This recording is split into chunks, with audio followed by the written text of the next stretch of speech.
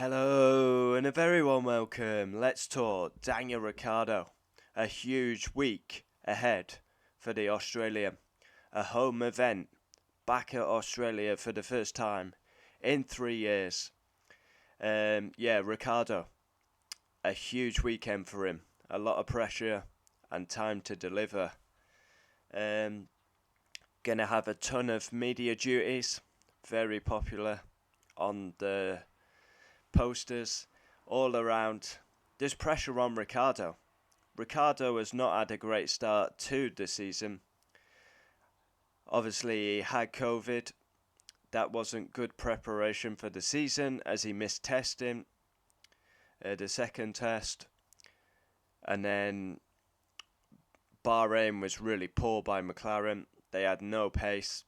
He finished ahead of Norris, but really poor by McLaren.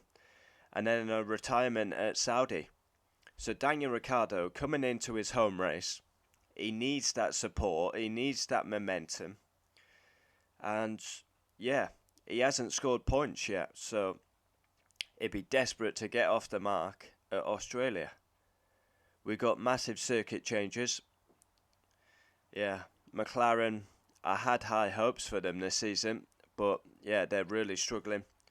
And Ricciardo is really becoming under pressure now.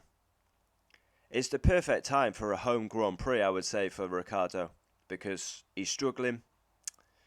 His time at McLaren has not exactly been a success so far, apart from that win at Monza. He's coming into his home weekend, he's under pressure, he needs a lift, he needs a boost, and he needs to score some points. But we got to say McLaren is a poor car, so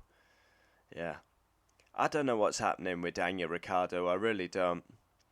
This was a guy that was talked about being a champion. He left Red Bull because of bad reliability, and he was a number 2. Then he goes to Renault. I just don't get what's happened to Ricciardo. Like, this is a Grand Prix winner, but he's left Red Bull. He's wasted 2 years at Renault when he should have been going to McLaren or Ferrari. Wasted 2 years at Renault. Big paycheck probably helps, but and then he's at McLaren now, but McLaren is still a work in progress. Like, Ricciardo's gone from being probably a world champion to he's just become a journeyman at the paddock.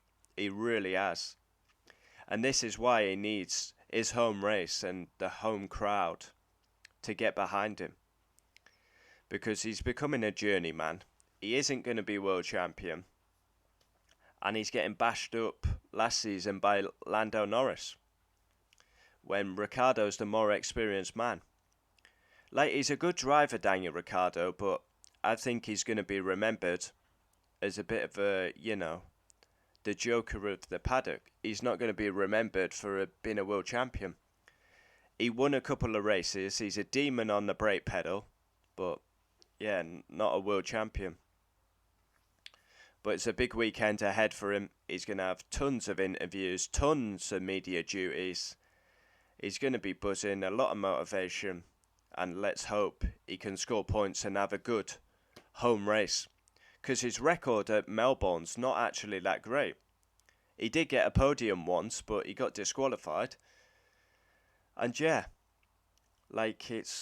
I'm excited. I'm excited for this weekend back at Australia. And I'm excited to see what Ricciardo can do, because it is a huge season ahead for Ricciardo.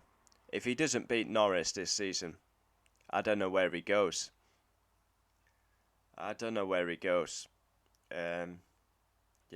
Comment down below your thoughts on Daniel Ricciardo. We've got a lot of Ricciardo fans out there, but it's just a big season ahead, and hopefully McLaren have got some performance and Ricciardo can score points at home. Comment down below your thoughts. Adios.